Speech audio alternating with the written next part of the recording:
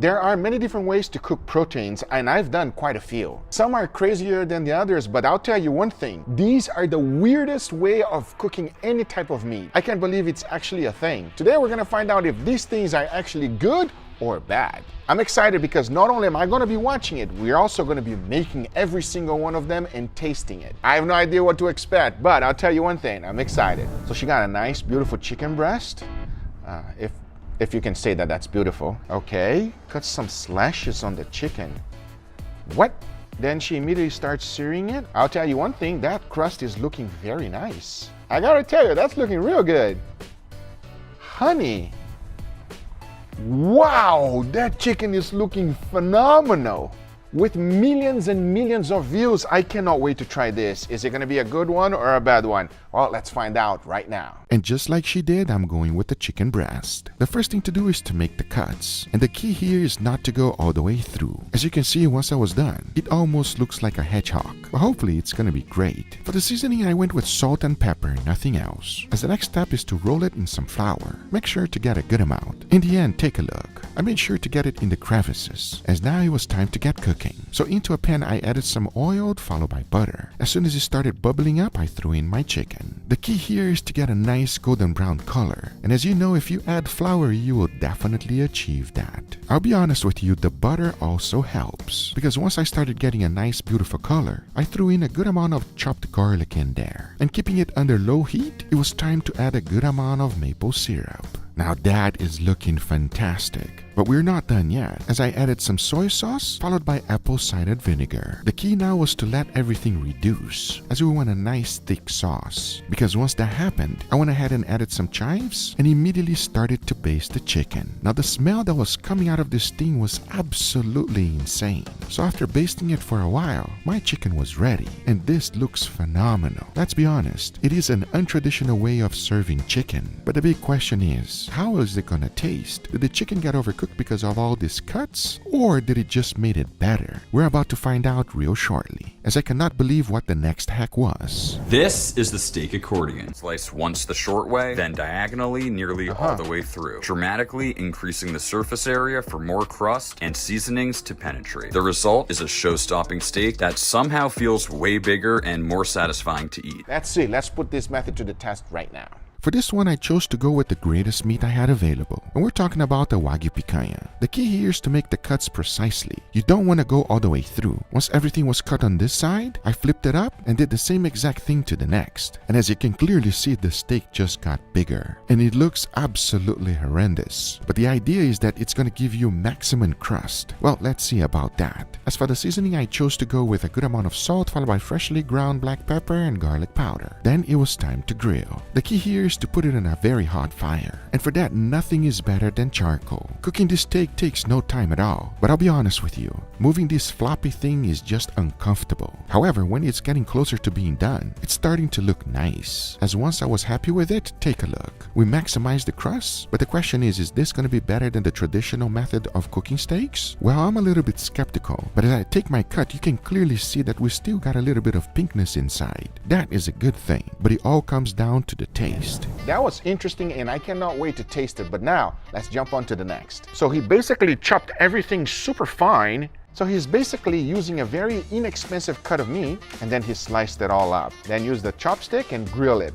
I don't know, man, I'm a little bit skeptical about this, but we're gonna use the cheapest meat there is, and we're gonna put this to the test right now. For this one, I went with eye round. So the first thing to do was to cut out some steaks out of this. Trimming it nice and small was the way to go. And you can clearly see that it is still partly frozen. That's the best thing to do with this method. Once I was done, it almost looks like a deli slicer, because now it was time to put it all together. And for that, I used a skewer and went all the way in. Then I trimmed out the edges real good and made it look like a squared steak, as now it was time to get it seasoned. For that, I went with a good amount of salt followed by freshly ground black pepper and garlic powder. Once I got it completely seasoned, it was time to go outside on the grill. I started to cook it nice and gentle. Hopefully using charcoal, it's just going to give an awesome flavor to this. Because in the end, check it out. I can't say it was perfectly cooked, because like I mentioned before, it's going to be very difficult to get a nice crust whenever you're using lean cuts of meat. But hey, the biggest surprise for me was when I cut it in half. Take a look. This method might give a wonderful texture to the meat, but since there's crevices between it, you will absolutely overcook everything.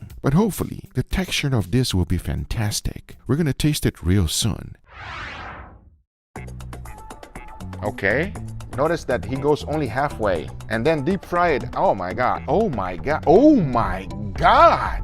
I gotta give it a try. I gotta give it a try right now. This one looks pretty straightforward. We got a nice skinless pork belly. Then the first thing to do is to make cuts just like this. The key here is not to go all the way through the meat. Once that's done, I immediately flipped it to the other side and did the same exact thing. As in the end, I maximized the amount of crust I can have. Next up, to get it seasoned. For that, I used my barbecue rub. Now into the oil it goes at 350 degrees Fahrenheit. The key here is to avoid anything getting burned. Because in the end, take a look. Nicely cooked pork belly, and I cannot wait to give it a try. So I went ahead, chopped it up, and it looks like this one is gonna be real good. But I cannot wait to find out which one is gonna be best and which one is just a bad idea, as I was really excited about the next hack. We got chicken breast again. Ooh, that look a little sus, everybody, I'm not gonna lie. Oh, that's a genius idea. It just looks kind of funny, if you know what I'm saying. Okay, sear the chicken really good. And then she goes ahead and makes some type of stuffing to go inside of that pocket and bake in the oven. I gotta tell you, everybody, that looks delicious. Is it as good as it looks? Or is this a complete disaster? Well, let's find out right now. So I started with the good old chicken breast. The key of making this pocket is to go little by little. So once I made my first cut going straight down, I started to work the edges, opening it up little by little so that I don't go all the way through. And surprisingly, it was quite easy to do. As you can see, once I was done, I had a nice pocket. Next up was to boil up some aluminum foil and wrap it around parchment paper. Once that was done, I added into the pocket. And for the seasoning, I chose to use my barbecue rub. I made sure to add a good amount. The last thing I want is for the chicken to be flavorless. As you can see, I seasoned every single edge of this chicken, as now it was time to get cooking. So I threw in some avocado oil into the pan and started to sear. I kept it under medium heat, and that's because my rub has a little bit of sugar on it. You don't want anything to burn. A nice golden brown color is what you want. And as that was happening, it was time for me to go ahead and start it on the filling. So I went in with some cream cheese, followed by garlic, chives, mozzarella, and bacon. Mix everything well and my filling was ready. Next up, I put the chicken on a cooling rack and removed the aluminum foil. As I went in with the filling, I made sure to add a good amount. To top it off, I added some more mozzarella cheese, made a little indentation, and went in with my egg yolk. As now, the next thing to do was to go ahead and put it on the broiler so that everything will melt together. And once the time was up, take a look. Gotta be honest with you, the weirdest chicken breast I've ever cooked in my life. The question is this worth it? I honestly have no idea, as I'm afraid the chicken got completely dried out when we made the pocket. But again, because of the filling that was made, I'm not quite sure. We're about to find out real shortly. As now I say, it is enough talking and it is time to try all of these viral meat hacks. So let's do it. All right, everybody, and here we got our beautiful meats. I don't know what's going on here, but there's a lot of strange things on the table right now. So these are weird techniques internet viral videos have come up with, and I'll be honest, I haven't tried any of them, so I'm very excited to see if they're gonna work or if they're not gonna work. People your age still use TikTok? Boom. Roasted. Damn. I'm sorry, bro. I love you. Come on. I want to know your honest opinion. So believe it or not, this one is chicken. Let's give it a try. Cheers, everybody. Cheers.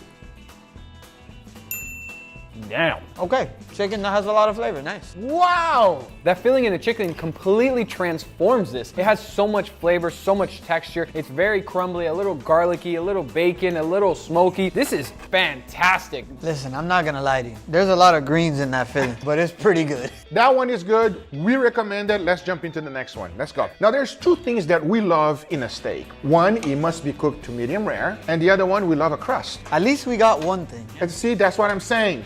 You got one thing right. You got good crust. I don't know about the medium rare. This thing looked gray and sad. Cheers, everybody. Cheers. I'ma say one thing, everybody. Don't mess with my picanha, bro. What do you think? I need a Google translation right now. No offense, this is the worst version of picanha we've ever had on the channel. This is the weirdest looking picanha and the weirdest tasting picanha. It's not juicy, it's not tender. That's because it's overcooked. Say it like it is. And there's no way for you to measure because as you're cooking it, you're definitely gonna get that beautiful, wonderful crust all over the place. But at the same time, since it's extremely thin, it's gonna overcook. Not the best, we don't recommend, but I'm excited for the next one. Please jump in, gentlemen. Enough talking, let's give it a try. Cheers, everybody. Cheers.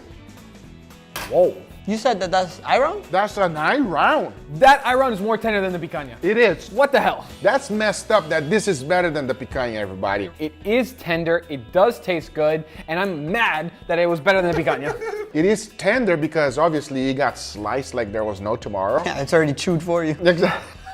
Now, are you guys ready for the next one? Oh yeah. Let's go. Dig in. This one got a little Asian kick to it, I think. Let's give it a try. Cheers, everybody. Cheers. Oh, that's great. That is incredible. That sauce is delicious. It's actually super tender and it's got the flavor on it. The sauce kind of gives it the juice it needs. And the sauce stuck to it because of all the crevices. It gives a little sweetness, plus that breading on it really absorbed all that saucy goodness. So you get that wonderful flavor with every bite of the chicken. And it's pissing me off that the chicken is doing better than the steak on this video. Treat the picanha with respect. Yeah, if it ain't broke, don't fix it. Exactly. And chicken is broken. And chicken got fixed big time. Yeah, that one tastes very fixed. So this one gets 2 thumbs up. That's how good it is. Highly recommend you giving it a try. You won't regret it. And it's definitely better than your plain old chicken breast. I'm ready for the last one. Is this supposed to be this big? Yes, it's an accordion. So this is from our good friend, Max. Max is still young, so it's okay that he's on TikTok. Bombastic side eye. Yo, what the hell? Yo! Let's give this a go. Cheers, everybody. Cheers. Mmm. That's good. I don't know what kind of crazy stuff you did to it, but it tastes great. Tastes amazing. The crunch is there, the softness of the fat is there, you have a wonderful flavor. I don't know what weird thing you did to it, but it tastes great. I agree. The good thing about this one is there's only 2 ingredients. Guga's rub and pork belly. That's impressive. It's juicy. It's got a little crunch on the top and really flavorful. So now, guys, which one is your #1 pick? Oh, bro, I hate to say it, but the chicken. That damn chicken, everybody, that looks like roadkill. That one is absolutely delicious. You definitely should give it a try. What's your #2? I think this one. Absolutely, I agree right here. #3, definitely The the other chicken again. Oh my God, the steak came last, everybody. Out of 5 places, pork and chicken won. You know why? Don't mess with the steak. But this was fun. I hope you guys enjoyed this video. Let me know in the comments down below. If you did enjoy it, hit that thumbs up. If you're not a subscriber, be sure to subscribe. Remember, everything I use is always in the description down below. Thank you so much for watching. We'll see you guys on the next one. Take care, everybody. Bye-bye.